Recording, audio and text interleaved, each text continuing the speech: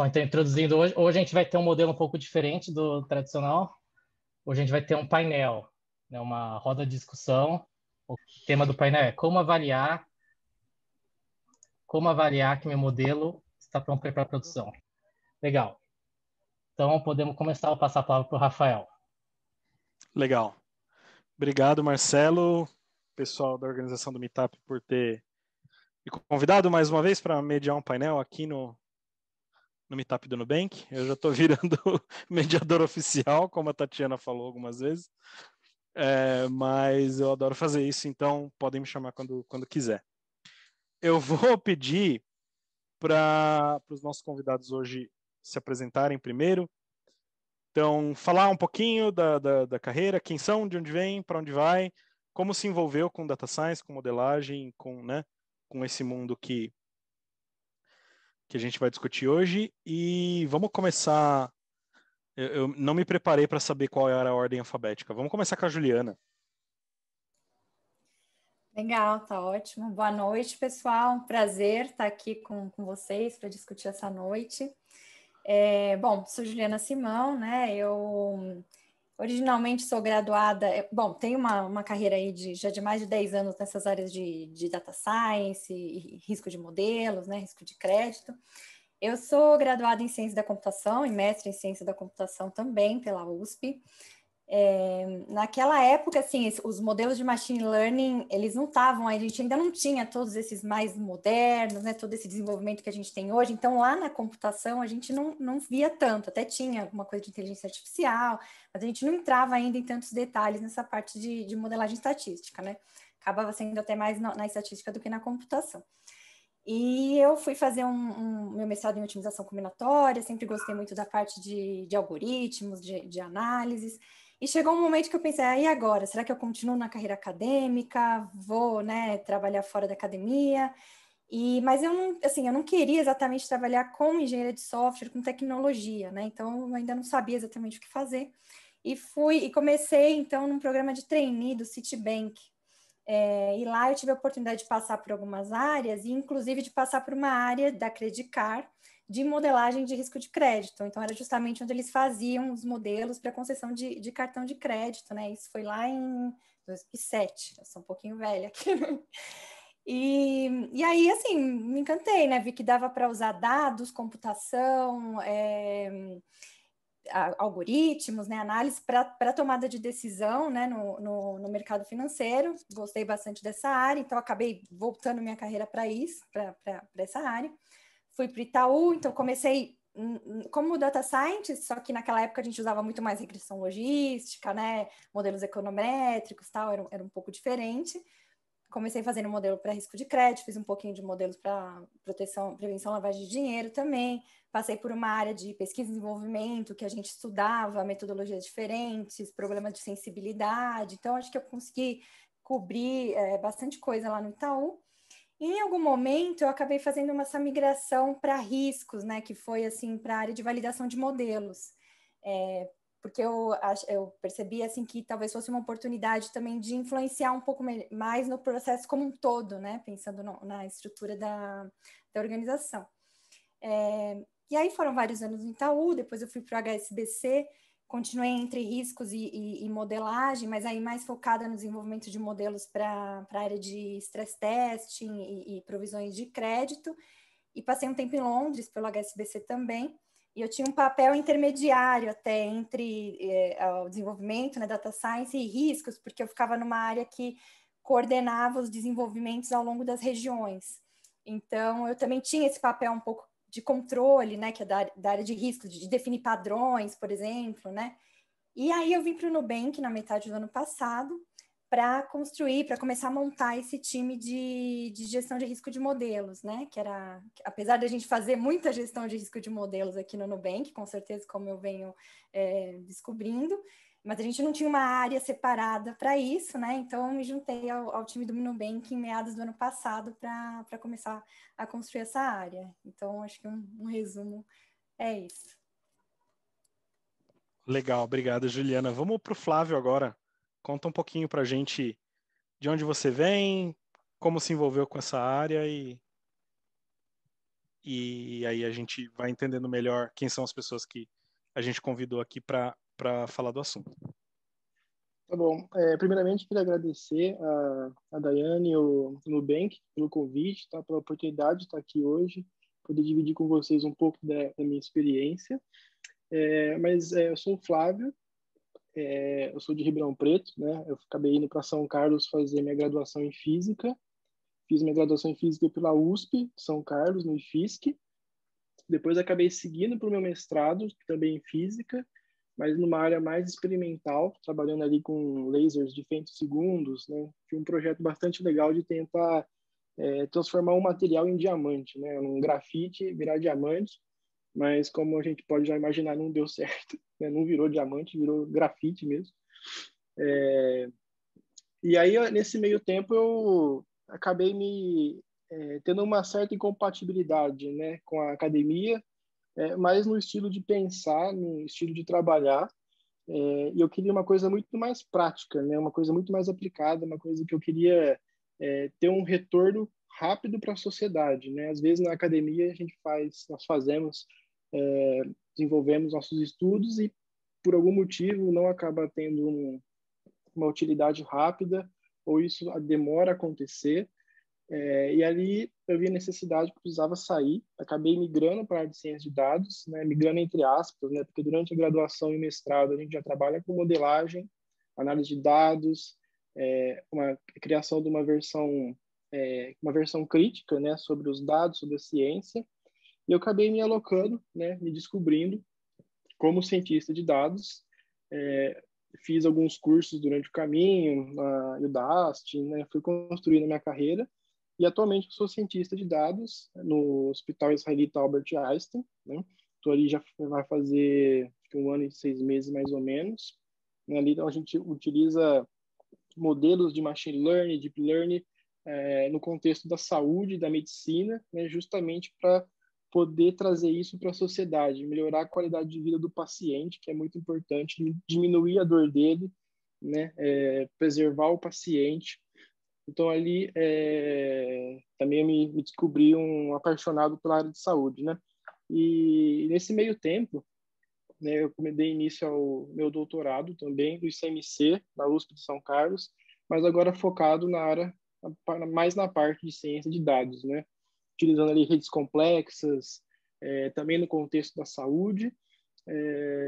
Então, essa é a minha pequena carreira, né? Comparado de vocês aí, uma lista extensa. É um pouco sobre mim. Valeu, obrigado, Flávio. Vamos para o Moneda. Eu já te conheço, Moneda, faz tempo, mas as pessoas talvez na plateia tenha bastante gente que não te conhece há tanto tempo. Então, Valeu. você apresenta aí para o pessoal. Bom, meu nome é Luiz Moneda, vocês podem me chamar de Moneda. Estou trabalhando como Data Scientist Manager no Nubank já há 3 anos e meio, né? Quando entrei, trabalhava como Data Scientist. Sou do interior de São Paulo, né? Fui também para São Paulo para estudar. Sou de São João da Boa Vista, pertinho de Minas. E eu estudei economia, depois eu estudei engenharia da computação.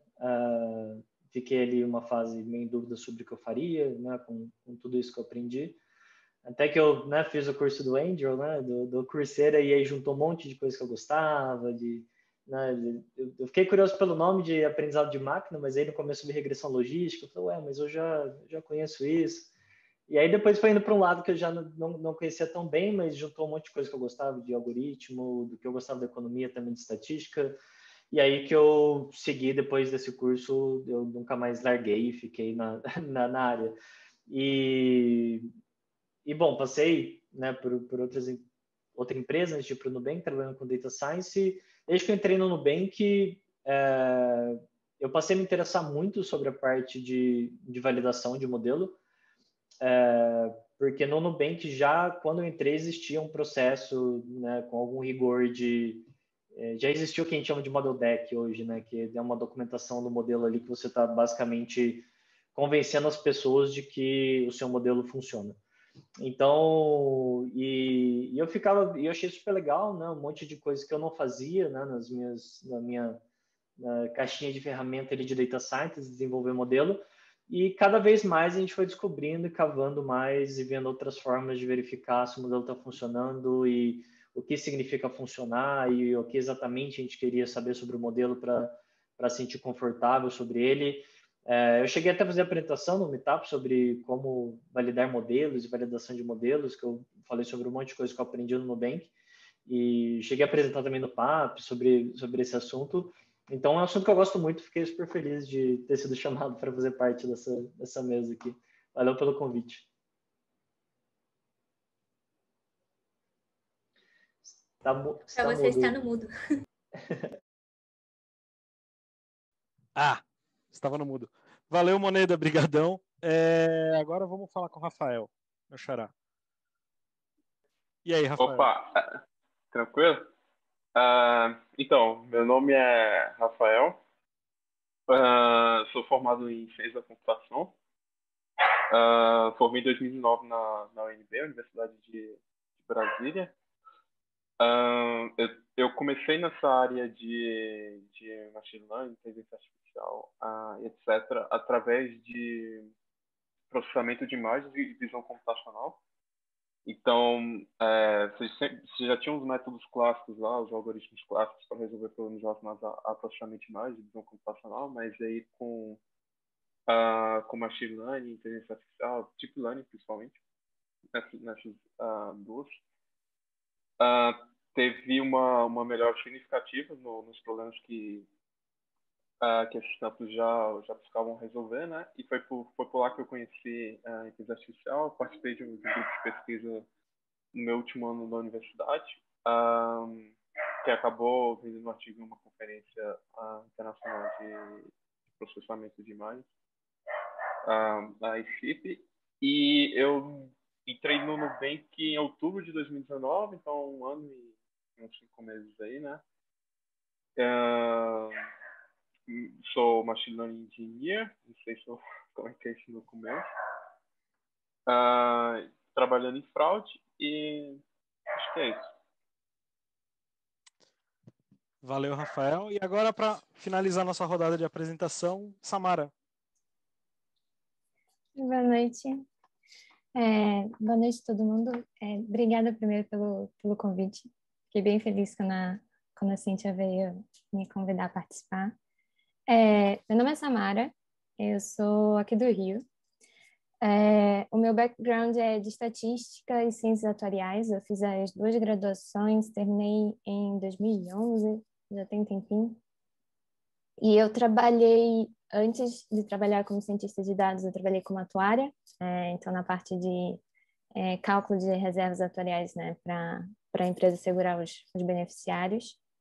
E aí, depois disso, eu resolvi voltar para a área acadêmica, sempre gostei bastante da área acadêmica. Eu comecei meu mestrado em estatística, só que aí eu entrei em contato com a parte de inteligência artificial, daí eu mudei de mestrado, fui fazer inteligência artificial, e aí no finalzinho do meu mestrado eu comecei a trabalhar na FRJ, então eu dei aula 2 anos como estatística, e assim depois que eu terminei, eu publiquei no IJCNN, e aí essa conferência foi aqui no Rio, então foi bem gostoso de participar.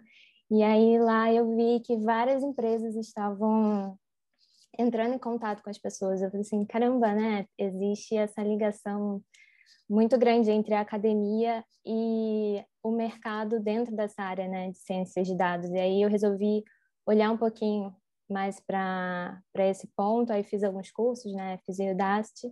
E aí comecei no Alu7. Agora em fevereiro completou 2 anos e eu tô há uns 6, 7 meses como a líder do time, né? Nosso time é bem pequenininho, então é bacana que dá para fazer um pouquinho de cada coisa, né? Não consigo ser especialista em tudo, mas consegui aprender desde do início até a ponta da produção do modelo, né? Deployar o modelo, então eu espero conseguir trazer um pouquinho de informação para vocês aqui também. Legal. Obrigado, Samara. Obrigado a todos os convidados. Então, vamos começar. Eu queria... uma das perguntas que acho que é parece até meio boba, mas quando a gente fala, como saber que o meu modelo está pronto, o que é um modelo estar pronto? E aí acho que a gente tem 3 pontos de vista aqui. A gente tem o ponto de vista do data scientist que está desenvolvendo o modelo, a gente tem o ponto de vista de gestão de risco, de governança, e a gente tem o ponto de vista da engenharia que precisa lidar com aquele modelo em produção depois. Então eu queria que a gente abordasse essas três frentes, vamos dizer assim, e falar um pouquinho assim, o que é um modelo pronto? Que características ele tem? Se um modelo está que é um negócio que quando eu pôr em produção eu sei que ele está pronto? Fiquem à vontade para comentar.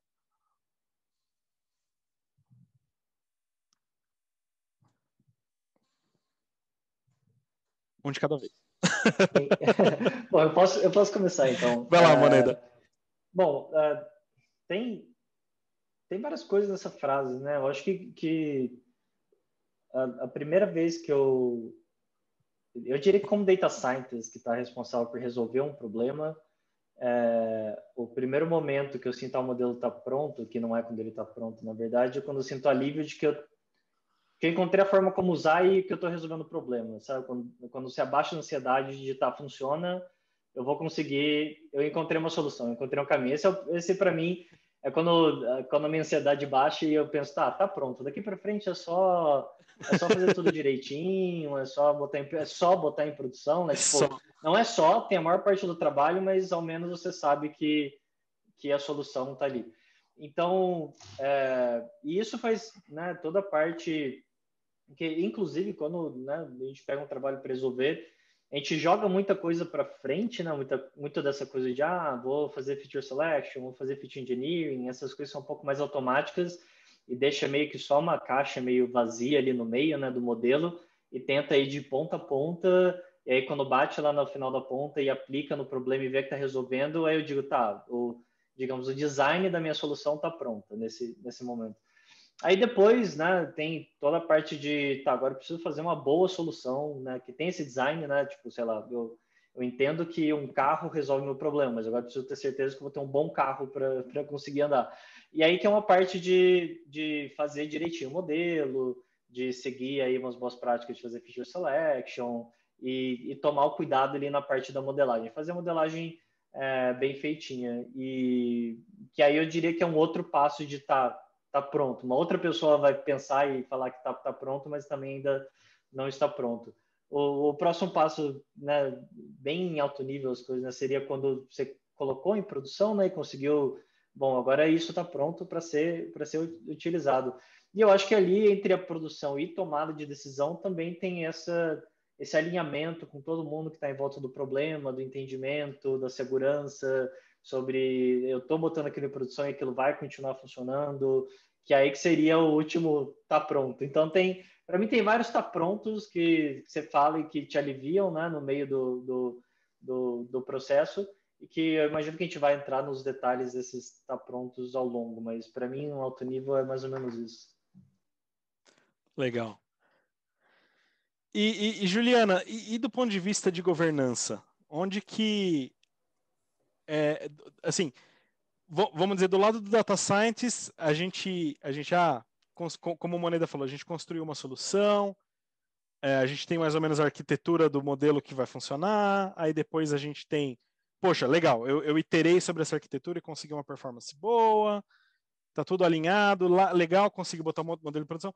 Mas e aí, do ponto de vista de quem está preocupado com a governança de todo aquele risco que aquele monte de modelo em produção gera, o que um data scientist precisa te mostrar para você falar, ok, está pronto? Legal. Bom, acho que primeiro vale falar assim, né, que acho que o conceito de pronto, seja para controle de riscos ou para os data science, no final a gente tem que convergir para o mesmo conceito, né? Então, no final das contas, o que a gente quer é um modelo de qualidade que vai atender o problema de negócio, né? Que a gente consiga entender, mapear, né, as limitações, os riscos e ter um plano de ação. E ter mecanismos para eventualmente entender alguma coisa que possa dar errado e consertar, né, de forma rápida, tempestiva. Então, acho que esse é o objetivo final de todo mundo aqui, né? O que acontece é que aqui em riscos, então, como o Rafael falou, a gente está olhando para o portfólio como um todo, né? E a gente vai atuar definindo e aplicando, né, alguns processos, alguns rituais para garantir que realmente a gente vai atingir esse objetivo, né, para todos, minimamente para todos os modelos da instituição, né? Que é o que a gente chama de governança de modelos, né? E acho que esses processos rituais, eles acabam ficando cada vez mais importantes à medida que a instituição também cresce, né? Porque aí a gente vai ter times com backgrounds diferentes, experiências diferentes, né? E a gente precisa tentar uniformizar e garantir para a gestão, né, da instituição, para os reguladores, que a gente está, né, olhando para todos os aspectos antes de colocar em produção. Então, quando a gente pensa em governança de modelos, quais seriam esses rituais, né, que geralmente a gente encontra?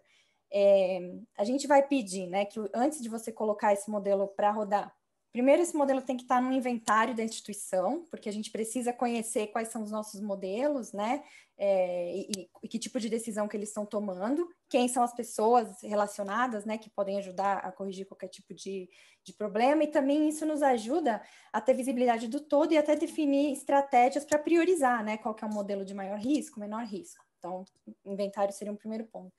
Segundo ponto super importante, documentação técnica, né? Então, realmente, a gente precisa que, claro, a profundidade vai depender um pouco do risco, da importância de cada modelo, mas a gente precisa que esteja lá registrado todo o processo. Então, desde a construção de base de dados, as escolhas, né, metodológicas, as premissas de dados, de metodologia, quais riscos foram identificados, como eles vão ser tratados, todas essas validações que a gente vai discutir aqui, né, que é para confirmar que esse modelo vai estar pronto, e até o plano de monitoramento desse modelo. Então, acho que é super importante você ter essa documentação, porque você não sabe se amanhã o time de desenvolvedores ainda vai estar aqui, e se surgir algum problema, né, você precisa ter uma referência para entender o que era esse modelo, como corrigir isso. Se por acaso você quiser usar esse modelo numa outra aplicação, é interessante também você saber, né, o que tem lá dentro.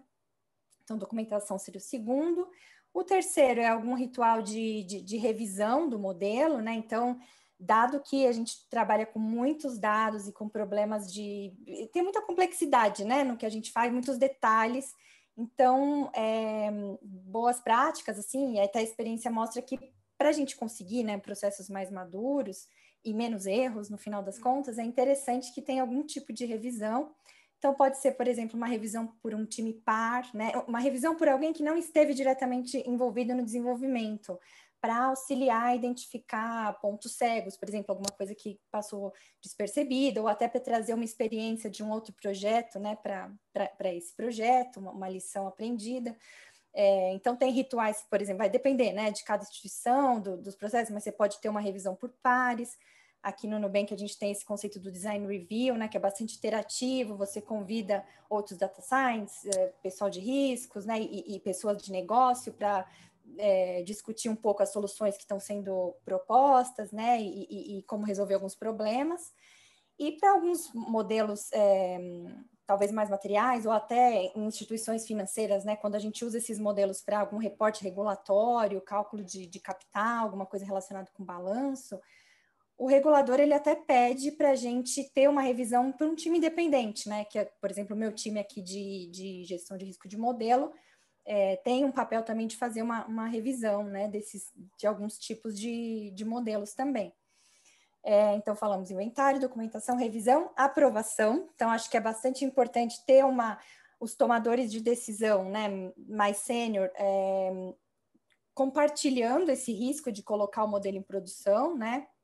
Então, entendendo não só os benefícios, mas também quais são os riscos que a gente tem aí e como a gente está preparado para controlar, né? E finalmente, assim, acho que monitoramento. Então, basicamente, acho que assim, a gente não pode, lógico, acho que a gente vai falar um pouquinho mais para frente, né, como medir o risco de cada modelo, tal, mas acho que dependendo da criticidade, né, da decisão que você vai tomar aí com esse modelo, é super importante que você tenha mecanismos para identificar qualquer problema que possa acontecer e ter uma forma de rapidamente, né, corrigir e melhorar o seu processo. Então, acho que seriam esses 5 pontos que geralmente aparecem em toda governança de modelos, né, que a gente pede que estejam cumpridos antes de colocar o modelo em produção. Legal, Juliana, valeu. Aí eu queria pedir para os nossos 2 convidados de fora do Nubank, porque eu acho interessante, assim, aqui no Nubank a gente tem essa perspectiva toda de instituição financeira que está super regulada, que tem o Banco Central em cima, que a gente precisa, né, como a Juliana falou, prover enfim, vários níveis de escrutínio, né, para que o Banco Central esteja tranquilo que a gente não está fazendo bobagem. Mas aí eu tenho no Flávio e na Samara 2 perfis diferentes. O Flávio que está numa área ainda mais regulada do que a instituição financeira, né, que é a área de saúde, e a Samara que está num ambiente menos regulado, porém em que a gente tem uns riscos um pouco diferentes. Então, eu queria trazer vocês para a conversa também. Primeiro perguntar para o Flávio assim, como é você ter esse critério de pronto quando você está lidando com a saúde das pessoas, né? Que tudo bem no Nubank que a gente está lidando com o dinheiro das pessoas, que é uma coisa bastante séria, mas lidar com a saúde das pessoas é ainda mais sério. Então eu queria que o Flávio comentasse um pouquinho disso. E a Samara um pouquinho aqui no Nubank a gente faz bastante data science na modelagem de risco, na modelagem de crédito, ali na prevenção de fraude, prevenção de lavagem de dinheiro e tal. Lá no Elo7 eu acho que vocês fazem um pouco mais de data science que é bem customer facing. Assim, que está lá na cara do usuário, que se você cometer um erro, o usuário vai falar, poxa vida, você cometeu um erro aqui na minha cara. E aí eu queria que você falasse um pouco disso também, tipo, que concerns entram na hora que aquela coisa vai ser mostrada na cara de um usuário e você não pode... E aí você está arriscando aí a imagem do seu produto, mostrando coisas erradas para o usuário se der um problema, né? Então, vamos começar com o Flávio, para ele falar um pouquinho dessa parte mais do rigor que precisa estar envolvido quando você está numa aplicação de saúde.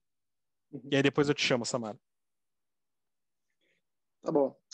A minha visão, né, na área de saúde, mas eu acho que ela pode ser expandida para outras áreas de negócio. Eu enxergo como 2 pilares, tá? O primeiro pilar, a gente pode analisar, né? Nós podemos analisar ali o contexto do problema que eu tenho e qual pergunta eu quero responder, tá? Então, respondendo a sua pergunta de maneira simples, né? É o famoso depende, né? Eu sei que é uma resposta bastante triste, né? Porque quando a gente quer saber alguma coisa, a pessoa fala depende, fica meio decepcionado, né? Mas na verdade é isso mesmo. Nessa parte de modelagem, tá? De definição de métricas, de conjunto de validação, todas essas coisas, nós estamos olhando o perfil do problema, tá? Então eu vou dar um exemplo aqui no caso de diabetes, tá? Diabetes, então a gente tem aí um dataset famoso na internet que a gente pode treinar ali, né? Praticar nossos modelos. E ali o que eu quero responder, né? É um dataset desbalanceado, eu tenho muitos casos de pessoas saudáveis, né? E uma pequena fração de pessoas com diabetes. E ali, dependendo de como a distribuição dos dados estão, qual modelo a gente busca na literatura, ver qual modelo é o mais adequado, enfim, a gente modela o nosso problema e tem as nossas métricas, tá? No caso ali nesse problema de diabetes, eu escolheria, por exemplo, a acurácia, por exemplo, né? Se você for ver, a acurácia vai dar altíssima, né? Já que é um dataset desbalanceado. Isso não significa, né, esse valor numérico grande, não significa que o modelo está bom, tá? Na verdade, ele não significa que ele está aprendendo. Mas nesse caso, eu estou interessado em casos falsos negativos, tá? Que é uma coisa grave para esse problema isolado, que um paciente recebe ali o ok, né? Você não tem nada, ele vai para casa, ele não se cuida, né? Ele não tem nenhum motivo ali para se preocupar, e isso acaba evoluindo para uma coisa muito mais séria, tá? Então, nesse caso, eu escolheria o recall, por exemplo, sensibilidade, para ver os falsos negativos, tá? Então, dependendo do problema, eu vou ter uma métrica, tá? E um valor adequado que o modelo esteja bom, tá? O modelo estar bom não significa o modelo 100%, tá? Tem uma frase que logo no início da pandemia, né, que todo mundo estava tentando modelar, do George Box, né, essencialmente todos os modelos estão errados, tá? Alguns são úteis. Então você não precisa que seu modelo tenha uma acurácia ou uma métrica gigantesca, que seja o melhor modelo do mundo. Isso também não estou querendo dizer que a gente não tem compromisso com a excelência do modelo, tá? A gente tem que sempre atuar ali de maneira possível, porque lidamos com a vida de pessoas, dinheiro das pessoas, então isso tem que ser na excelência, mas às vezes os dados não dá, né? Às vezes os dados têm certa deficiência, mas que isso não significa que você não vai transformar isso na vida do paciente, tá? Ele ali está em primeiro lugar, a diminuição da dor do paciente, atuação na sociedade. Então, em conjunto com sua área de negócio, tá, você consegue, no modelo adequado para aquilo que você está procurando, né, que já agregue valor, né, já tenha ação no seu paciente ou no seu cliente, no caso. Tá? Eu posso citar um outro exemplo. Tá? Qual o valor dessa métrica? A gente teve aí no começo do ano passado, né, que eu acabei de citar, a propagação da pandemia, né, do Covid. Tivemos ali muitos cientistas privados, da parte pública, de todas as áreas, médicas, e-commerce, financeira, tentando criar algum modelo para tentar predizer quanto que seria o pico dessa pandemia, quanto que os leitos estariam terminados, né, lotados. E aí hoje a gente vê que nenhum modelo acertou, né? Nenhum modelo, na verdade, deu uma resposta que a gente pudesse tomar uma decisão. Tá? Mas isso não significa que esses modelos foram ruins, né? Não significa que esses modelos não serviram para nada. Hoje a gente tem, né, a partir desses modelos, plano de ação. A quarentena funciona? A gente consegue ver o efeito da quarentena numa curva epidemiológica. O efeito da máscara funciona? A gente consegue ver o efeito da adoção dessa máscara na curva epidemiológica. Então, nós não precisamos de um modelo 100%, a gente quer agregar valor, tá? E, como eu falei, aquela história, o modelo, embora não seja no âmbito da física, que a gente vai para o laboratório, cria teorias, é um modelo, é uma simplificação da natureza. A natureza é complexa, tá? Não só nas leis físicas, mas como um cliente se comporta, a doença do paciente, é um sistema complexo. Você faz um modelo, se esse modelo para de responder, você joga fora e faz outro modelo. É assim que o método científico funciona, né? O Richard Feynman tem uma palestra, uma aula, né, maravilhosa no YouTube, né, do método científico. Ele fala, não importa o quão inteligente você é, não importa o que você tem, não importa o que você fez, você chuta o seu modelo. Se ele não concorda com o experimento, ele está errado. Aí você volta e faz outro modelo. Então, assim vai. Nessa ideia de modelos imperfeitos, né, que nunca vai estar pronto, na verdade, que isso é uma situação dinâmica, mesmo assim, você consegue atuar na vida do paciente com uma métrica adequada junto com o médico, né, junto com a sua área de negócio. Bacana. Aí eu acho que você tocou num ponto que eu achei bem interessante e eu vou voltar nele daqui a pouco, que é isso da parceria com a área de negócio. Mas primeiro eu quero voltar para a Samara. Aí a gente viu a situação do Nubank, do Flávio, que a gente tem áreas altamente reguladas, em que a gente tem certas criticidades associadas ao dano que uma coisa errada pode causar para uma instituição financeira, para um paciente e tal. Mas e num produto? E quando eu tenho um cliente na outra ponta que está vendo o resultado da saída do modelo muito mais diretamente? Que tipo de coisas que você fica preocupada quando você pensa se o seu modelo está pronto nesse ponto de vista? Eu gostei muito da pergunta, Rafael. Antes de começar qualquer modelo também, né? A gente faz a modelagem, a gente acha que está fazendo a modelagem sozinho, né? Lá no time de Data Science, mas na verdade a gente tem produto o tempo todo ali perto, né? E aí produto sempre vem com eles têm sempre dois pontos, né? O primeiro é qual a menor feature que eu posso entregar, né? Então, qual o menor modelinho que eu posso entregar que eu agrego valor. E o segundo é essa preocupação com os usuários, né? Então, a gente tem a preocupação não só do usuário se frustrar, então do comprador chegar lá e a recomendação não sair, dele demorar para carregar a página, né, e tudo mais. E a gente também tem uma outra preocupação que é muito relevante, que é com a justiça com os vendedores. O que eu quero dizer, né? Bem, como o site é um marketplace, então você tem vários vendedores lá dentro. Você tem, por exemplo, um sistema de busca ali, né, onde a pessoa digita uma query e aparece os resultados da busca. O que a gente tem que garantir ali, por exemplo, é que você não tem uma dominância de nenhum vendedor só. Você tem que garantir que produtos novos possam aparecer na busca. Você tem que garantir que quando o usuário retornar, ele vai ver produtos diferentes, né? E aí você tem que garantir isso não só na busca, você tem que garantir na recomendação, por exemplo. Né? Então, você não pode ver um carrossel ali que todos os produtos te parecem iguais, ou um carrossel que, bem, não sei por que apareceu esse carrossel para mim, que não faz sentido, então você não tem uma explicação daquele carrossel. Tem várias coisas assim relacionadas ao usuário, né, que o time de produto e o time de design também trazem muito para a gente.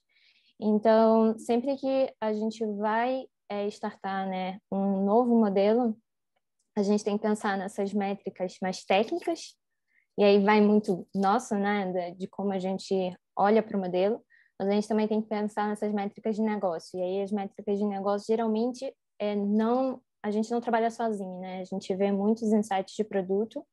Aí depois tem também, né, as métricas de performance, que é a galera de engenharia cai em cima, porque se o modelo não performar rápido, né, pode cair o site pode demorar para retornar, né? Então, a gente tem esses pontos também.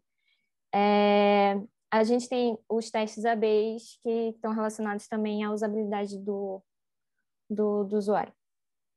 Então, é uma pancada de métricas assim que a gente começa levantando antes de iniciar todo e qualquer projeto, né? E aí eu penso também que é legal ver modelagem como se fosse um experimento, né? Não adianta você propor uma modelagem, propor um experimento, se você não sabe como você vai medir depois, né? Então, gosto bastante essa sua pergunta foi muito boa, porque eu gosto bastante de começar com as métricas, né? O que a gente vai conseguir medir com isso aqui antes de eu fazer qualquer coisa, né? Não sei se eu respondi. Não, legal, tá super respondido. E eu gostei muito que você puxou um gancho para eu chamar o próximo participante, que é o Rafael, porque assim, aí o Moneda, o Flávio e a Samara se juntaram, fizeram um modelo maravilhoso. Ele tem 90% de AUC, tá acertando tudo, e aí entra a engenharia na história. Tá pronto esse modelo, Rafael? Só porque ele responde com 90% de acurácia? Tá pronto já? O que preocupa você na hora que chega um modelo na sua mão? Então, foi bem legal o gancho que a Samara puxou aí do ponto de vista de performance, né? Porque se você for pensar, por exemplo, no modelo para identificar transações fraudulentas de cartão de crédito, você tem milhões, dezenas de milhões de transações aí por mês. Você tem que responder num tempo curto, né? Então, você vai querer saber se qual o P99 tempo de resposta do seu modelo, se ele vai também aguentar o número de como que ele vai lidar com o número de requisições por segundo que você vai ter, e tipo, isso às vezes não é só olhar você não vai olhar só para a média, né? Fala, tem 50 requisições por segundo, tá ok. Não, você vai ver que tipo, vai ter uns horários de pico que vai subir para, sei lá, 80 requisições por segundo, 60 requisições por segundo. Então, como é que o seu modelo vai como é que você vai conseguir botar esse modelo em produção e lidar com isso, né? De forma que você consegue escalar isso com o crescimento do produto e, consequentemente, mais requisições por segundo e etc, né? Além disso, indo mais na direção da sua pergunta também, tá, você tem essa validação, mas você tem essa validação offline, né? Você treinou seu modelo lá, você separou um conjunto de treino, um conjunto de teste, mas prod que é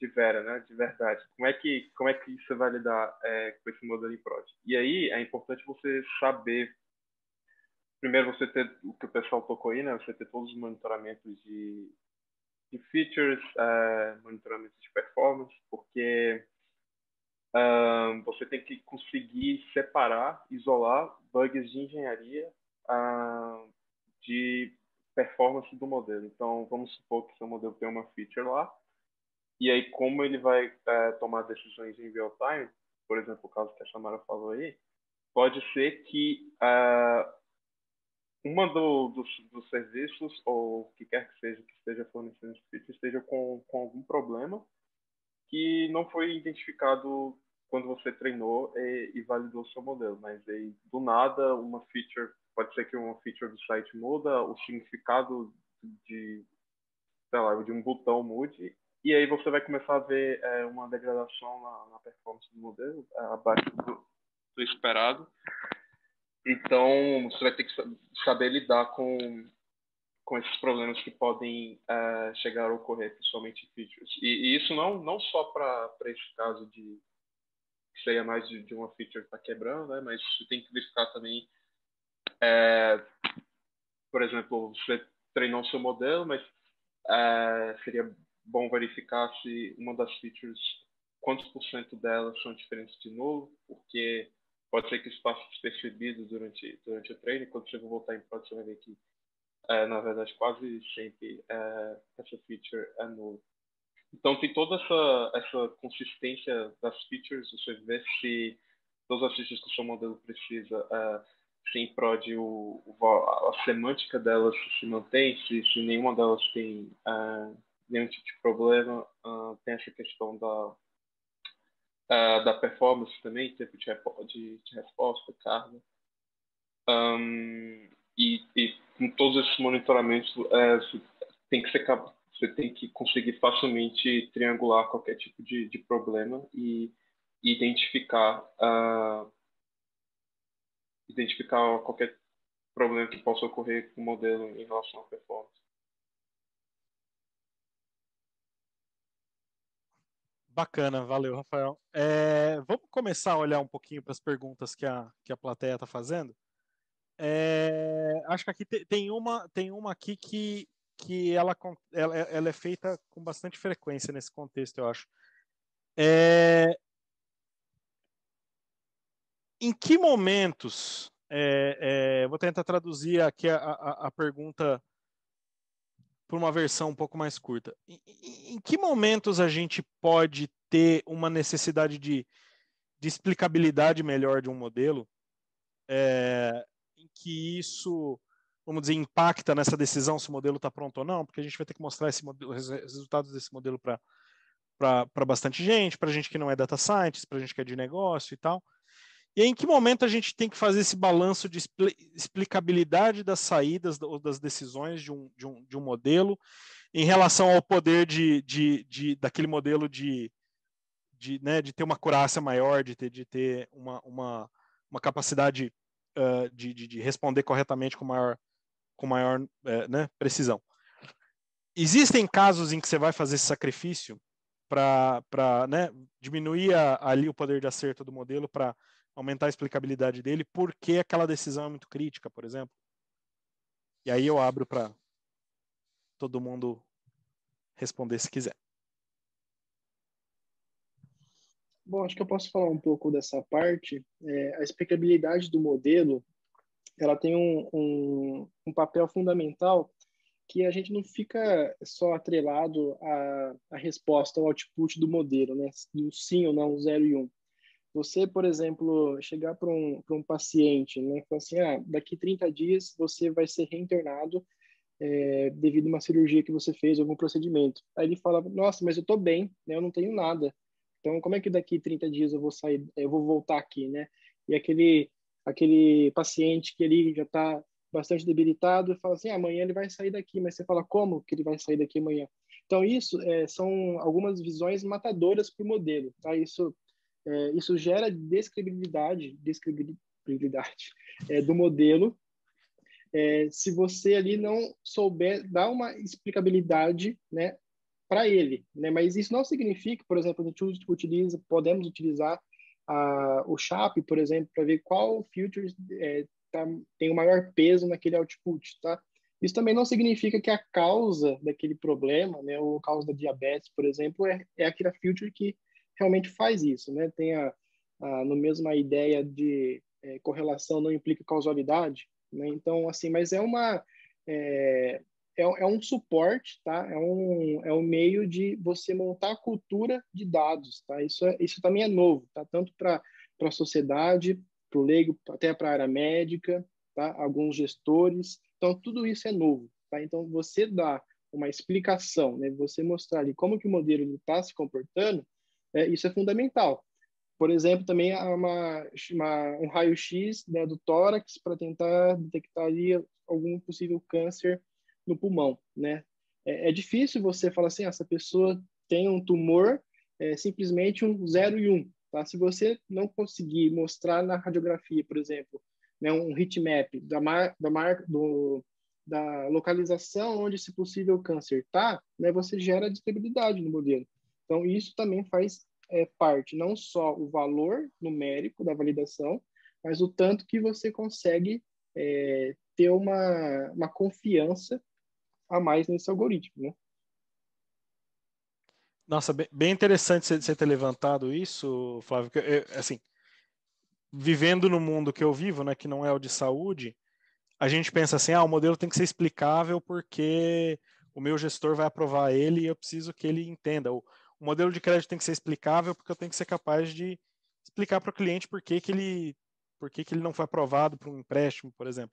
Agora você falou de uma coisa muito pior, né? Eu preciso de um modelo que tenha credibilidade como paciente, porque senão ele não vai seguir as recomendações do médico. Ou você tem que ter um modelo que tem credibilidade com o médico que está fazendo o diagnóstico, senão o médico não vai acreditar no modelo, né? Sim. É bem interessante isso. A construção do modelo ela tem que ser junta com o médico, tá?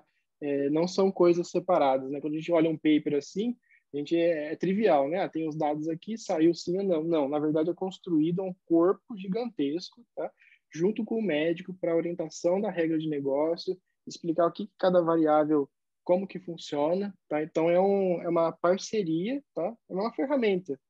Esse modelo, né? A decisão não é tomada só em cima dele, tá? Tem a medicina voltada para o paciente, a experiência do médico, a evidência dos exames, o paciente em si, não mais uma população, mas a particularidade daquele paciente, tá?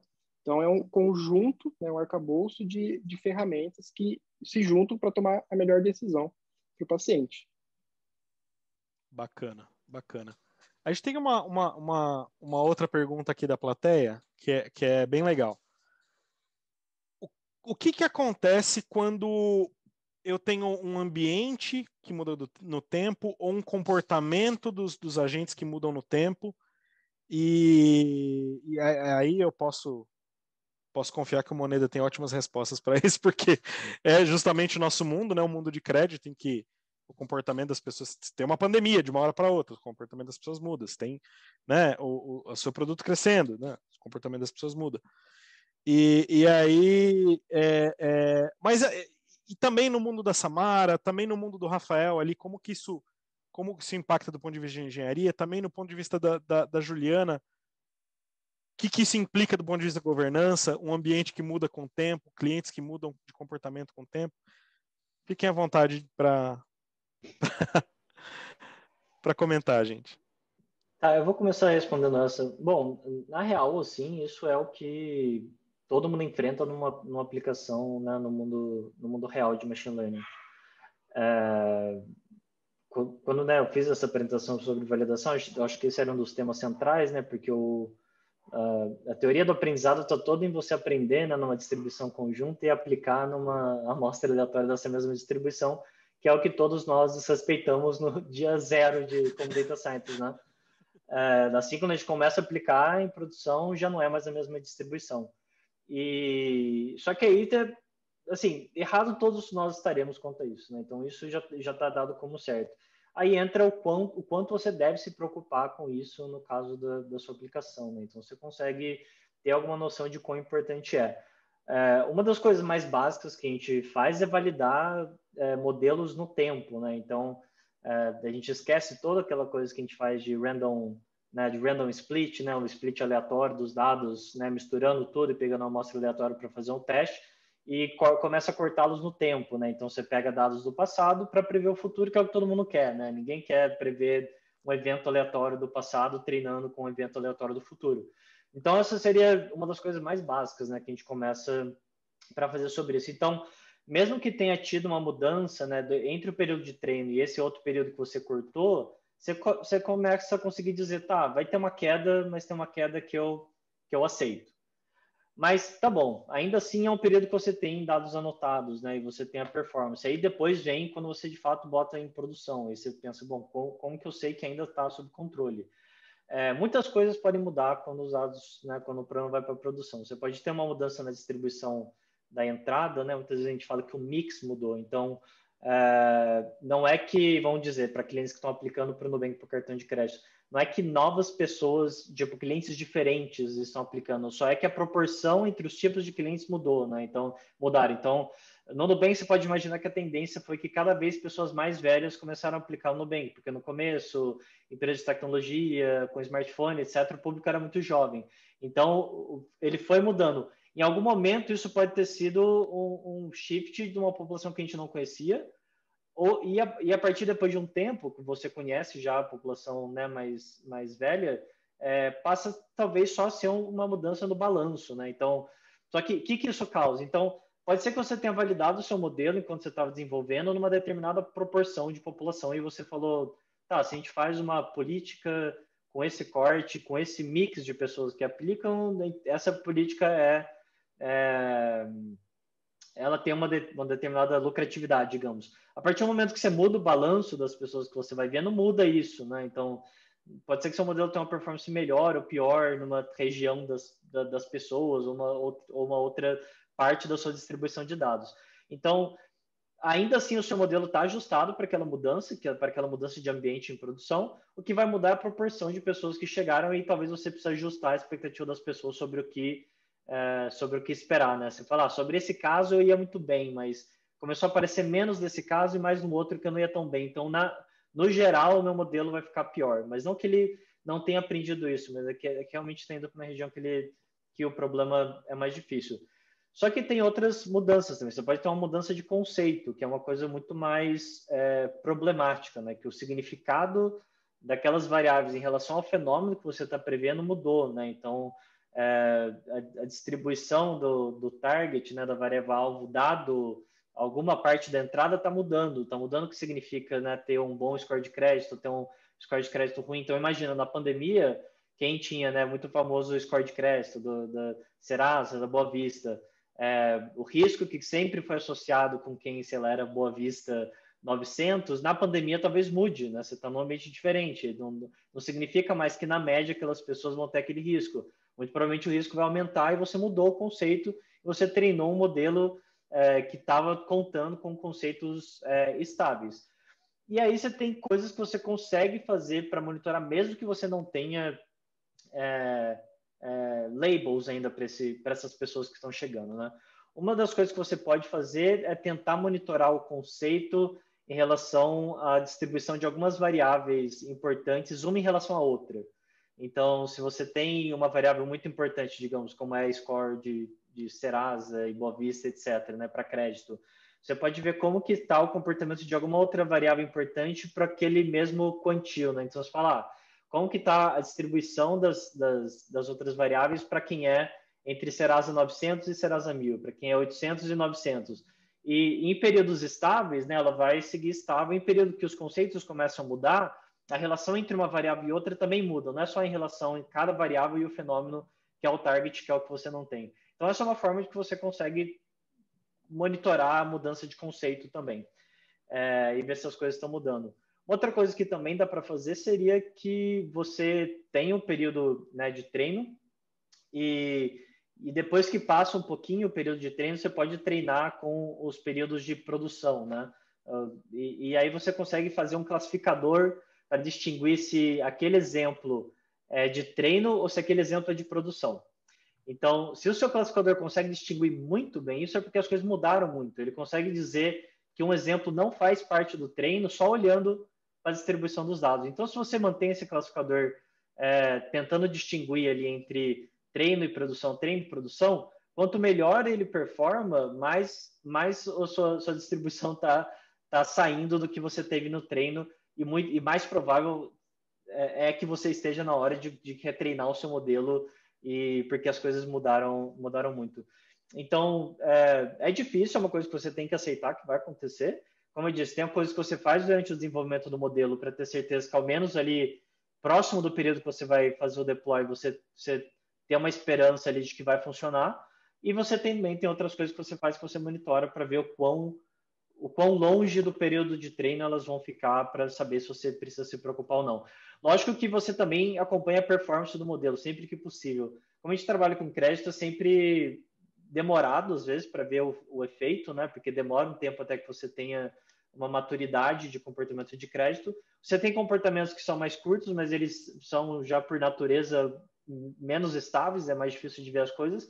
Mas se você tem um modelo que a resposta é rapidinha, se você monitora a performance também, e aí se você tem também o target, aí dá para você fazer a mesma coisa de controlar, ver a distribuição de uma variável em relação a outra. Aí você consegue ver como é que está a média do target para cada categoria de uma variável importante, para cada quantile de uma outra variável importante numérica, e aí você acompanha essas coisas e tem noção de se elas estão estáveis ou se você tem que começar a se preocupar em retreinar. E aí tem uma coisa que é muito legal, que é retreino automático. Se o Rafa até quiser comentar sobre isso, eu acho que ele tem mais experiência para esse assunto. Bom, eu ia comentar justamente disso. Uma coisa que você tem que levar em consideração, o modelo falou aí de várias coisas que podem mudar, né? Mas uma coisa que você tem que levar em consideração é que o próprio modelo muda o mundo em que ele é inserido. Então você tem que levar em consideração isso. Tem vários que o pessoal geralmente chama de feedback loops, né? Então existe um mundo antes e depois do modelo. Quando se coloca um modelo em produção, ele vão ser tomadas decisões com base no score dele, e isso vai mudar os dados em que próximas iterações pode ser daquele modelo ou de outros modelos vão se utilizar para treinar, né? Então, sei lá, você pode pensar no exemplo que um modelo que classifica mensagens para agentes para que agentes respondam, né? Então, você tem que considerar que se o modelo não tiver com precisão boa, por exemplo, ele vai classificar as mensagens erradas, e aí pode ser que agentes comecem a aprender a responder mensagens que eles não deveriam, porque eles vão acabar respondendo a mensagem que chega neles. E aí, quando você tiver futuras iterações daquele modelo, dependendo da métrica que você estiver otimizando, por exemplo, em quanto tempo os agentes demoraram para responder, como esse modelo antigo mudou o mundo em que ele foi inserido, os agentes certos que eram para receber essas mensagens no primeiro momento não vão começar a receber, né? Mas eles estão menos preparados do que os errados, etc. Tem vários exemplos em crédito também. Você pode pensar que o modelo pode começar a dar mais limite de crédito para todo mundo, e futuras interações vai dar uma distribuição totalmente diferente. Então, quando você fala em retreino automático, você tem que levar em consideração isso, verificar os feedback loops, e você tem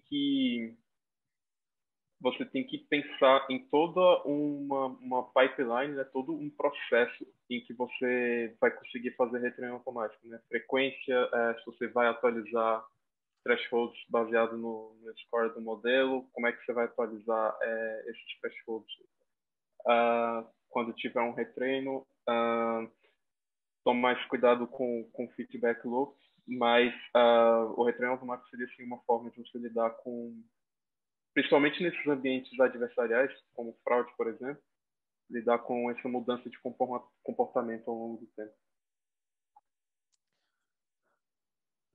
Legal, Rafa. Juliana, você tem um comentário aí.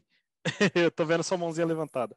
Sim, só para complementar também o que o Moneda estava falando, nessa dimensão de tempo, acho que principalmente nesse problema de crédito, né, a gente tem esse problema adicional, que é o fato de que o target leva um tempo, né, para ser observado, né, e acho que o Moneda até comentou algumas coisas nesse sentido, mas eu acho que uma dica, assim, é que a gente pode tentar, de alguma forma, utilizar os dados que estão disponíveis, né, mas que ainda não tem esse target observado, de alguma forma para tentar já ajustar, né, prever que as coisas estão mudando e eventualmente fazer algum tipo de ajuste no nosso modelo, né? Então, acho que a Moneda falou da questão de olhar as distribuições, né, se elas estão mudando ou não, mas a gente pode olhar também nesse período que temos lá, né, quem são os nossos customers que estão aplicando, mas que ainda não tem target. Então, acho que a gente pode olhar para esse público também. A gente pode tentar definir esses indicadores mais curtos, né? Então, se a gente originalmente está prevendo um default, né, em 6 meses, a gente pode tentar criar essas performances mais curtas, correlacionar, né, com a mais longa, e tentar ver também, né, como é que o modelo está se comportando nesse público mais recente. Se porventura, né, estiver mudando muito, a gente pode pensar em, de repente, talvez excluir um público mais antigo, ou talvez até reponderar a nossa amostra de desenvolvimento de forma a torná-la mais parecida, né, com o que a gente vai enxergar lá no final. Então, ainda que a gente não tenha o target, a gente tem muita informação sobre como está a população lá mais perto da produção, né, que eu acho que a gente pode usar para tentar aprimorar nossa estimação, né, também. Bacana. A Samara também tem um comentário para gente. Tenho sim.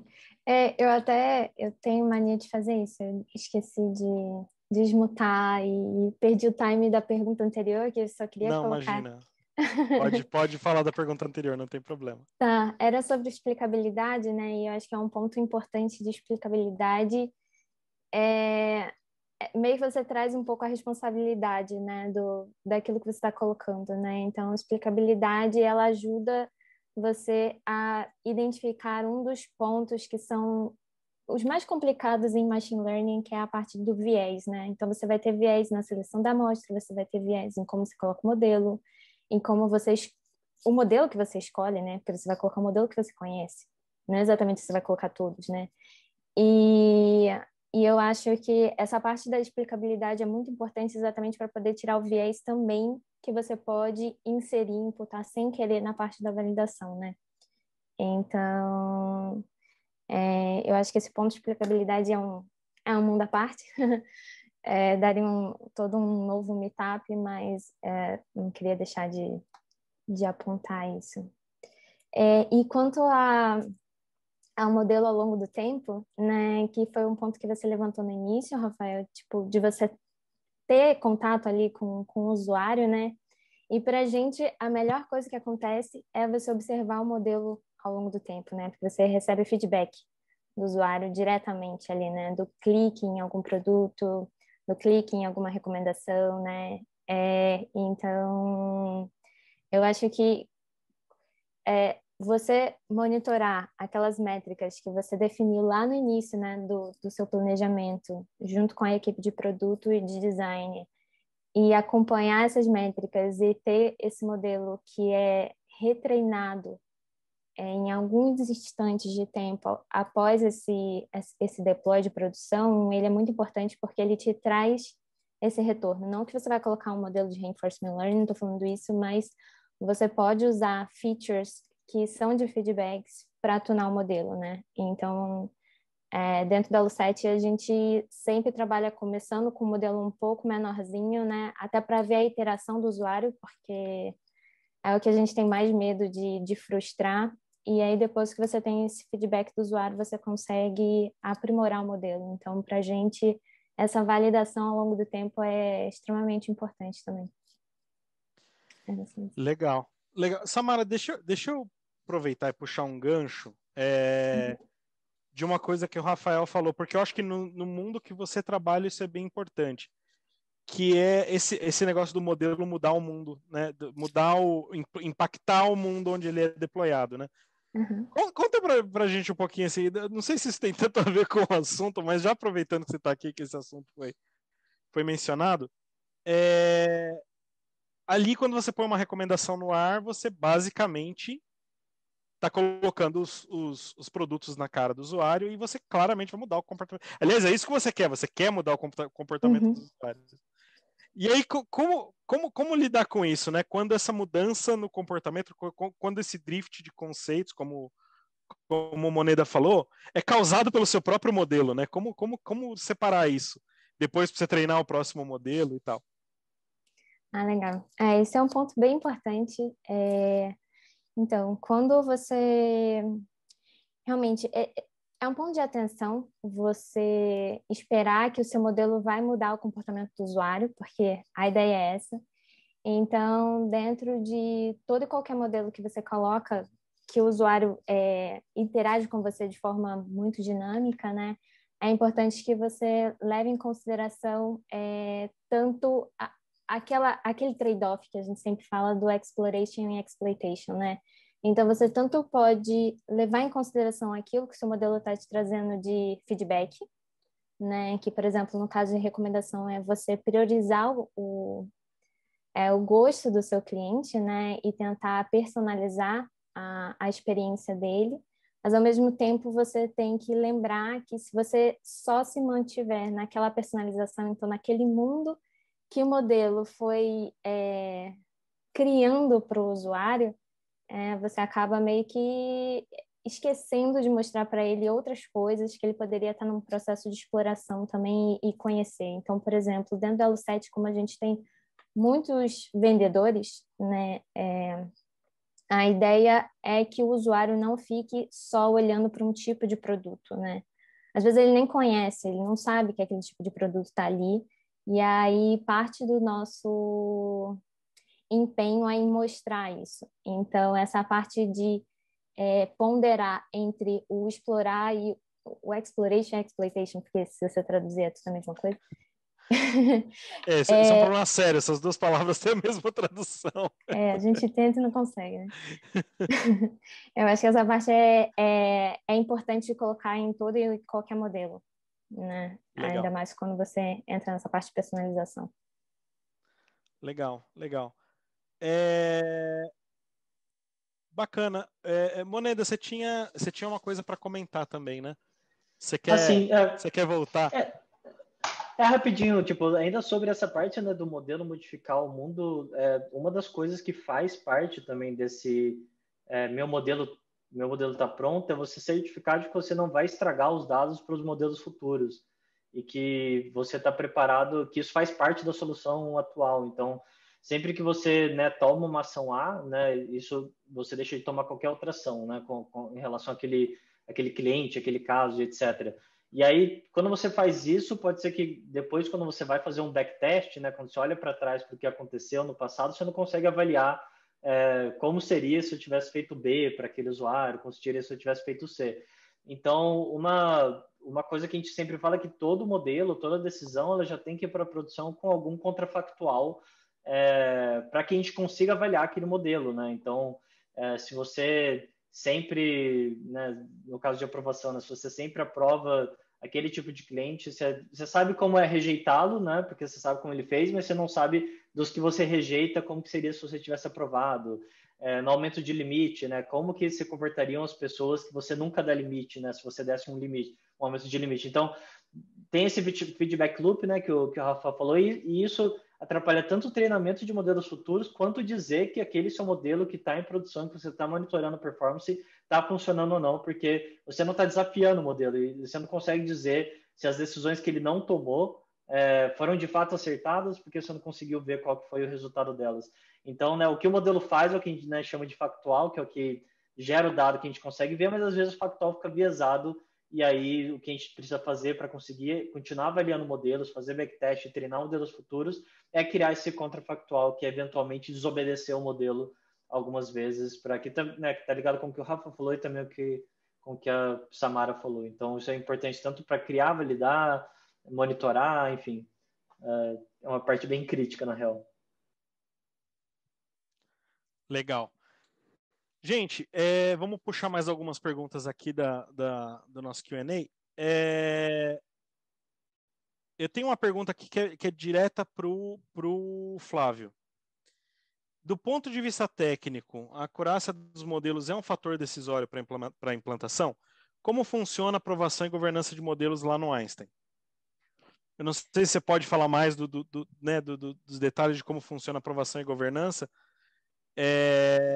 e aí um pouquinho dessas métricas de decisão, né? Acho que a gente pode ampliar aí de métricas técnicas como acurácia, até o que você tinha falado, até numa pergunta anterior, desse contato mais com áreas de negócio, que no seu caso é o médico que está ali fazendo o diagnóstico.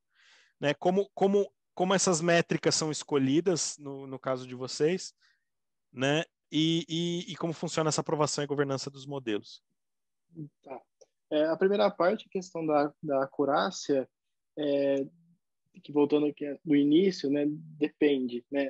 Sim, pode ser um fator importante para o modelo, né, dependendo da resposta que a gente está procurando, qual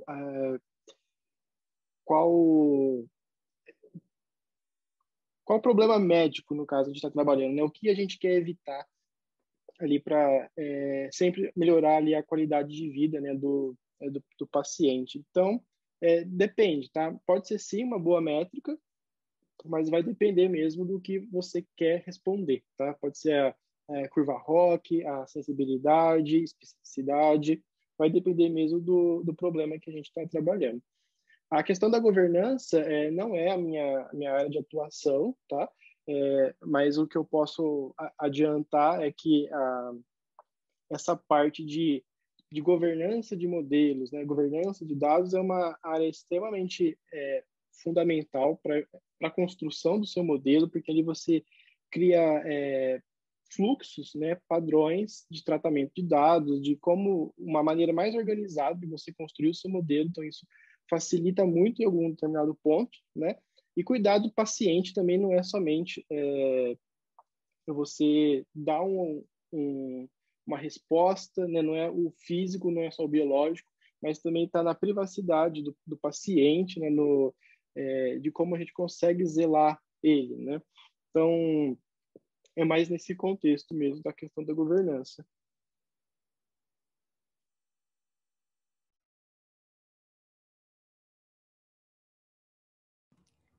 Ô, Rafa, você tá no mudo. Oi, desculpa, eu tô no mudo de novo. Tem uma pergunta aqui sobre... Eu vou juntar duas e fazer para o Rafael. Uma vocês costumam usar Data Version Control ou alguma forma de versionamento de dados ou de modelos para registrar essas mudanças feitas nos modelos ao longo do tempo? E a outra é do Pedro Henrique sobre MLOps, sobre essa avaliação e monitoração da degradação do modelo ao longo do tempo. Eu junto essas duas e mando para o Rafael. Ok. Sobre Data Version Control, ele perguntou no sentido de versionamento de modelos, né? Então, se você se você usa alguma plataforma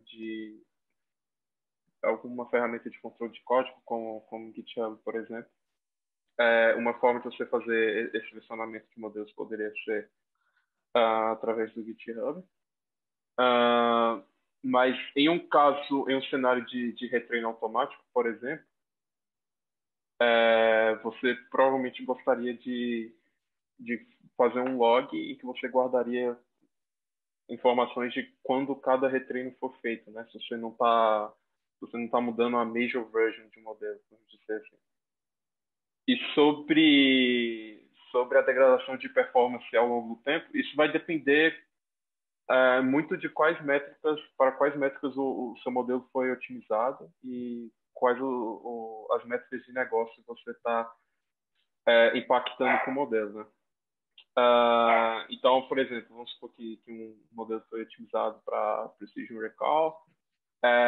Você pode olhar para essas métricas ao longo do tempo. Você vai ter um monitoramento ali diário, sendo atualizado, e você poderia olhar isso. Mas além disso, você pode ir além, né? Você pode olhar essas métricas para subpopulações também, não só na população geral, mas pode ver se para alguma subpopulação específica está tendo uma degradação de performance. Isso pode trazer insights valiosos, muitas vezes, inclusive. dependendo de se você usa o seu modelo, usa o score do seu modelo como probabilidade, você pode verificar o quão calibrado o seu modelo está também. Então, tem várias métricas que você vai poder monitorar para ver o impacto como é que o modelo está se desenvolvendo ao longo do tempo, né? E voltando àquela primeira pergunta lá que fez, se esse modelo está pronto, você tem que saber identificar, separar problema de performance do modelo com bug de engenharia, né? Porque pode acontecer um bug de engenharia, uma feature pode mudar totalmente a semântica, então você tem que garantir que uma vez que o modelo foi para produção, dependendo de uma feature, a semântica daquela feature não vai mudar, não vai ter um fator externo, nenhuma mudança no front-end de algum lugar que vai mudar o significado daquela feature. É importante você ter esse monitoramento das features também, se a feature está quebrando, esse tipo de coisa. E voltando nessa parte de Data Version Control, uma coisa que vale a pena comentar também, voltando àquela primeira pergunta de se o modelo está pronto, você ter esses artefatos do modelo salvos em algum lugar, né? Então, cada versão você garante a reproducibilidade, que é algo importante na ciência, no método científico. Você garante a reproducibilidade de cada versão do seu modelo. Você tem todos os artefatos salvos, que fica na direção de model governance aí, né? Legal. Uma próxima pergunta, acho que foi feita nominalmente para a Juliana, então vou jogar para ela. Mas é uma pergunta bem interessante. Tudo bem, a gente falou um pouco de avaliar o risco dos modelos a partir né, dos outputs dele, de como de quão bem eles prevêem esses outputs e tal. Mas e o risco associado aos dados que a gente usou para treinar esse modelo? A gente tem também um framework para lidar com isso, para considerar qual o risco associado a esses dados que foram usados? Acho que sim, acho que com certeza é uma parte bastante importante. Eu acho que até no meetup anterior, se não me engano, ou 2 anteriores, que tivemos uma explanação, né, sobre análise exploratória de dados, né? Então, de fato, assim, a qualidade dos dados de entrada vão ser, né, cruciais para o que a gente vai ter como resposta.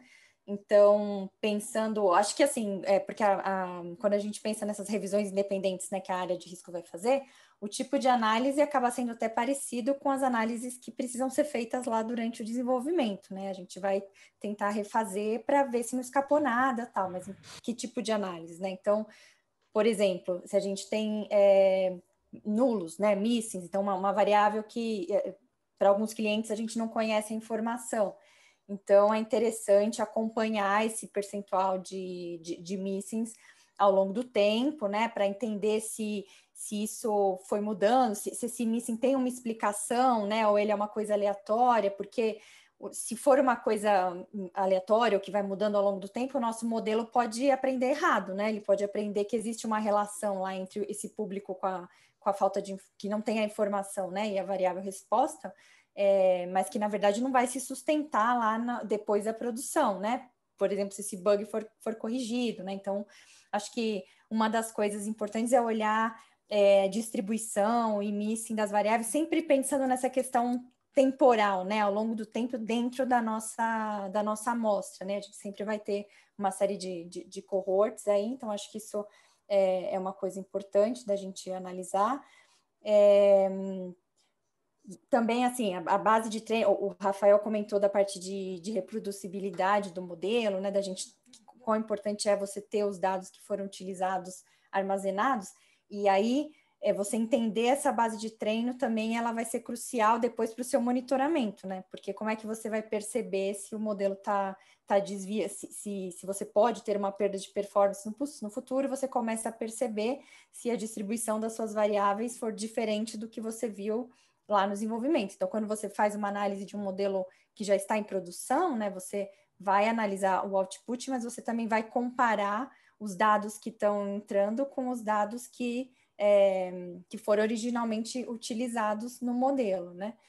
E o que mais também? A gente analisa a relação desses dados, dessas features com a variável resposta. A gente pode fazer algumas análises bivariadas, que a gente chama, né, para identificar se a relação entre essa variável e a feature foi mudando ao longo do tempo. É uma coisa que a gente acompanha também, né? E só para fazer um gancho assim, né? Acho que não exatamente relacionado com a pergunta, mas o papel assim do time de validação, né? A gente pode fazer uma analogia. Acho que todo mundo acompanhou a história da Coronavac aí, né? Que tiveram todos os testes, a realização dos testes de fase 3 e depois a Anvisa fez uma análise que replicou. Ela tenta entender também como foi desenvolvido, né? Então não é só olhar para o output, é a gente realmente entender os dados, entender as premissas que foram utilizadas, como o modelo foi estimado, né, e tentar olhar para todo o processo e ver se temos algum risco ou alguma oportunidade para ser identificado. Então, a gente olha para todo o processo. Legal, Juliana, valeu. Ainda dentro dessa pergunta, só um comentário rápido, só porque eu vou puxar um gancho para uma outra pergunta aqui. A gente tem também, agora, vamos lembrar, LGPD em vigor há um certo tempo, então tem também um certo risco, vamos dizer, legal agora associado a que dados que você está usando para fazer modelo, né?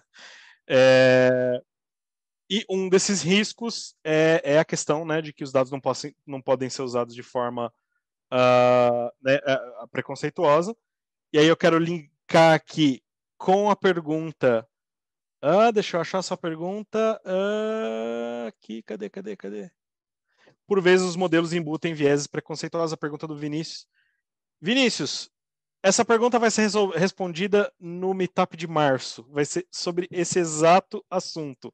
Desculpa responder dessa forma, mas vai ter muito para discutir sobre isso. É um assunto importante, é um assunto que a gente discute internamente no Nubank sobre todos os nossos modelos. E agora não tem nem uma questão mais apenas de ser bonzinho e justo para fazer isso, mas tem até uma questão legal. A LGPD te obriga a pensar nisso, né? Então, fica ligado aí no próximo Meetup de março, que vai ser sobre esse assunto. Gente, vamos lá para a próxima pergunta. Acho que tem uma aqui que a gente já comentou bastante, né, sobre como decidir que o modelo deve ser alterado devido à mudança do ambiente. Acho que a gente bateu bastante nesse ponto já. Documentação de modelos. Então, o Diego fez uma pergunta aqui sobre ferramentas para documentar modelo. Eu quero passar essa pergunta para vocês, mas mais ainda, eu acho que talvez até seja para a Juliana mesmo, assim, o que documentar sobre um modelo? É só performance? O que a gente precisa documentar? Além do óbvio ali, sei lá, quero documentar que dataset que eu usei, como que eu treinei, o que eu fiz para treinar, quais são os features, mas o que mais? Então, acho que é todo o processo, né? Eu acho que muitas empresas até constroem um esqueleto, digamos assim, né? Um template com as seções que precisam ser preenchidas, mas acho que tem essa parte de garantir a reproducibilidade, então, exatamente como se construiu, né? De quais são as fontes que você utilizou para construir a sua amostra de desenvolvimento, o tipo de processamento que você fez, de feature engineering, para chegar nas variáveis finais, né? Como você gerou as amostras, né, para estimar o seu modelo, as escolhas que você fez para a estimação, né? Bom, acho que todo o processo, né, e as análises de validação que você fez. Mas acho que é algo bastante importante também que você tentar identificar já a priori, né, limitações que você encontrou nas bases de dados e como você está se precavendo disso. Por exemplo, às vezes você sabe que em produção você vai ter um lag, né? Vai ter um delay para receber essa informação. Então, acho que é importante também dizer o conceito que você usou em termos temporais para construir essas variáveis, plano de monitoramento. Acho que você tem que seguir todo o seu processo, né, de desenvolvimento e validação, todas as validações que você fez, né, não só as técnicas de performance, mas também as de negócio. Acho que é importante estar lá também. E eu acho que uma coisa interessante da documentação técnica, né, é que, no fundo, ela serve também... Ela é um roteiro, assim, se você já tem um template, um esqueleto, ela vai servir como um roteiro, né, para o Data Scientist, até em termos do que fazer para desenvolver um modelo. E é uma oportunidade também, quando você está organizando seus notebooks e preenchendo a documentação, colocando suas justificativas, é uma oportunidade de você autorrevisar o trabalho que você fez, né? Então, acho que muitos de nós aqui já passamos pela situação em que, quando você está documentando, você identifica que algum cruzamento de dados foi feito errado, e aí você está com uma coluna lá de variáveis missing que não deveria estar, e quando você foi documentar, você percebeu isso, ou algum parâmetro incorreto que você colocou na hora de estimar. Então, acho que a documentação, além de ser um importante ativo, né, para explicar o que é o modelo e para ajudar a resolver problemas no futuro, ele também acaba sendo uma forma estruturada, né, de você também autorrevisar os steps do seu trabalho e garantir uma maior qualidade final, né? Legal, Juliana. Vamos lá, eu acho que dá para a gente fazer, pelo tempo, mais algumas perguntas e aí já passar para as considerações finais. Deixa eu selecionar aqui alguma pergunta interessante. Sim, sobre testes automatizados. Acho que essa é para o Rafael, né? A gente tem ferramentas que a gente usa para teste automatizado ali para a parte do software. O que a gente usa para modelos em produção? Além de monitoramento, além do monitoramento que a gente costuma fazer, a gente tem algumas ferramentas que a gente possa compartilhar aí com a plateia a respeito de testar os modelos, né? Assim, uma das ferramentas que é open source que a gente usa é o Kubeflow, né?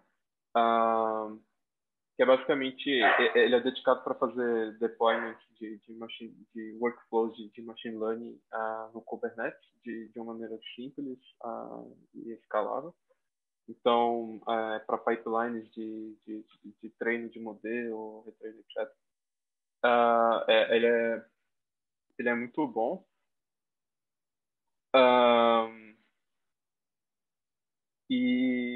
Eu acho que, em relação a essa parte de treino de pipeline de modelo, seria essa. Teste automatizado, eu não entendi muito bem, para ser sincero, mas tem ferramentas de continuous delivery e continuous deployment, né? Que é a parte de software que o Rafael falou. O teste de software relacionado ao modelo. Legal. Eu acho que a única coisa que eu consigo pensar de teste automatizado são os canneries que a gente faz, né? Mas acho que, tirando isso, de fato é difícil você testar se a resposta do modelo tá boa, porque justamente é o que você precisa do target para fazer. Legal, gente. Vamos partir para as considerações finais. Acho que o nosso tempo aí do Meetup já está acabando. Já dá para a gente... Eu vou passar uma rodada para cada um, falar o que mais gostaria de falar sobre o assunto, o que gostaria de deixar de recado final. Essa hora de falar para a plateia se está contratando ou não, esse tipo de coisa, estou brincando. E agora vamos fazer essa na ordem inversa. Vamos começar com a Samara e seguir na ordem inversa da introdução. Eita, eu não sei, assim, se ficou alguma coisa, se ficou alguma dúvida... Alguma coisa que você gostaria de falar, enfim. Fica à vontade para ter um espaço aberto. Tá. Eu acho que fiquei interessada no outro meetup de explicabilidade, né? Porque e essa parte de viés. Se eu tivesse que deixar alguma dica, alguma coisa aqui pro pessoal seria levar em consideração isso, né? A gente tem vários modelos que foram produzidos por boas universidades, né, e tudo mais, e que recentemente foram batidos no sentido de serem muito questionados por conta dos vieses que eles carregam, né? Então, essa parte de viés e de fairness, né, é algo que está super em alta e que eu acho que quando você está trabalhando com inteligência artificial, com machine learning, seja lá o que for, você precisa levar em consideração. Não é só aplicar o modelo e não ter responsabilidade sobre aquilo que você tá dando como output, né? Se é você que está montando, você deveria levar em consideração o que você está cuspindo como resposta, por mais que seu modelo seja fechado, né? Como muitos deles são. Então, acho que seria mais isso, o pessoal levar essa responsabilidade em consideração. E é isso, muito obrigada pelo convite. Legal, Samara, valeu. A gente que agradece pela sua participação. Foi muito legal ter você aqui. Rafael, você é o próximo. Se eu fosse deixar dicas, considerações finais, uma coisa que é bem útil é você tentar, principalmente quando você está trabalhando com modelos que vão tomar decisões em real time, né? Seria você tentar colocar esse modelo em produção, ou pelo menos uma versão mais simples dele, o mais rápido possível, mesmo que você não vá tomar decisões de fato usando os scores do modelo, porque dessa forma você consegue identificar vários bugs, que foi aquelas coisas que a gente comentou, né? Você já consegue ter uma ideia de performance e identificar problemas em features. Você consegue já ter dados desse modelo, caso ele tivesse tomando decisão, né? E aí identificar outros problemas, como o que a gente comentou de feedback loop. Além disso, é importante você considerar desde quando está pensando no problema, na formulação das hipóteses de como resolver o problema, em todo esse sistema ponto a ponta que é o modelo, né? Então, você pensar que vai ter degradação de performance ao longo do tempo e dependendo do problema que você está resolvendo, você já construiu o modelo pensando em treino automático, por exemplo. E, além disso, as métricas que você está otimizando, tente medir sempre tudo o que for possível, assim, dentro do possível, porque você consegue ter insights valiosos, às vezes, foi o que foi comentado, né? Às vezes você monitora métricas só para a população geral, mas aí quando você olha em subpopulações, você consegue tirar insights valiosos, às vezes. Além disso também, né, o que a gente tinha comentado de tempo de resposta e se o modelo é escalável ou não, então com você colocando um modelo simples em produção assim que possível, você consegue já ter essa ideia de qual vai ser o tempo de resposta que aquele modelo vai adicionando no seu fluxo inteiro, e se ele vai conseguir lidar com a carga, né, você já consegue falar em SLA. E eu acho que seria isso, para resumir. Obrigado pelo convite e até a próxima. Valeu, Rafael. Obrigado você por participar desse meetup. O próximo é a Moneda. Vamos lá, Moneda. Suas considerações. Bom, queria agradecer o convite de novo. E, bom, sobre o tema geral da apresentação, eu acho que validação é a etapa mais importante do modelo. Na real, acho que é o que torna cada problema diferente, né? É a parte mais emocionante aí de ser um data scientist, né? Provar que o modelo funciona e para aquele caso, comparar com benchmark, etc. E também esse processo de entender o que está acontecendo, qual que é o aspecto importante para aquele modelo para demonstrar para as outras pessoas e tudo. E isso é bem difícil, na verdade, de aprender nos cursos e etc. É uma coisa que você realmente pega mais quando começa a trabalhar. E essa proximidade das pessoas do negócio é muito importante para que para aprender novas formas de mostrar o seu modelo de funcionamento, né? Que tipo de informação eles acham interessante e eu acho que é o que vai te ajudar na exploração e construir os seus próprios métodos para cada tipo de problema, de como você mostra que aquele modelo está funcionando. Bom, mas é isso. Obrigado pelo convite novamente e boa noite. Valeu, Moneda. Flávio, compartilha com a gente seus pensamentos. Bom, primeiramente, agradecer de novo a oportunidade de estar aqui. Acho que uma consideração que eu tenho que fazer mais voltado à parte de ciência de dados é que o cientista de dados carrega, né, o nome cientista na frente, né?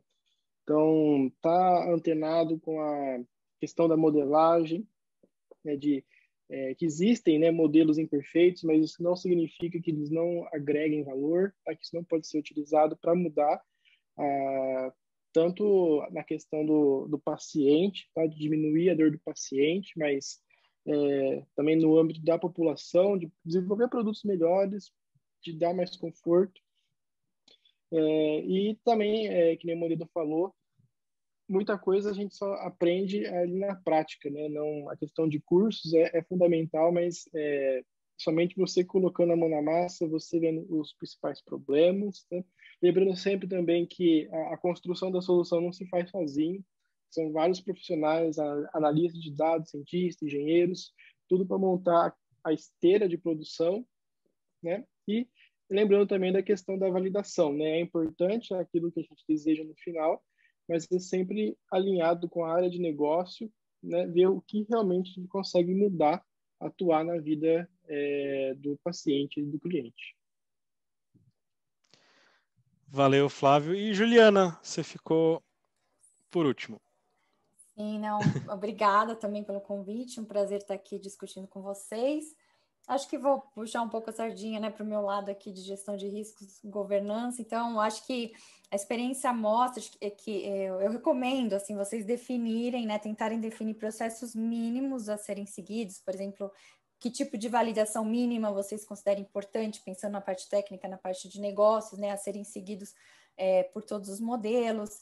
Esse template de documentação, né, e rituais de revisão, porque a experiência mostra, né, que essa disciplina, né, de seguir um roteiro, ela acaba levando a processos mais maduros, né, e ter uma revisão, né, seja por um data scientist par, né, ou um outro time, alguém mais sênior, isso também leva o time a ter que pensar mais nas justificativas, né, na qualidade das análises, porque ele sabe que ele vai sofrer um challenge ali, né, do que ele fez. Então, isso também leva a organizar melhor, né, o raciocínio e amadurecer, né, a solução final e os processos. Então, acho que vale a pena tentar definir alguns steps nesse sentido de governança para garantir que seu modelo vai estar pronto no final. Legal, valeu, Juliana. Obrigado a todo mundo, a todos os convidados, a todos os panelistas, principalmente Samara e Flávio, que vieram aí de fora do Nubank. Obrigado pela disponibilidade de vocês. E obrigado pelos organizadores do Meetup por me convidar de novo.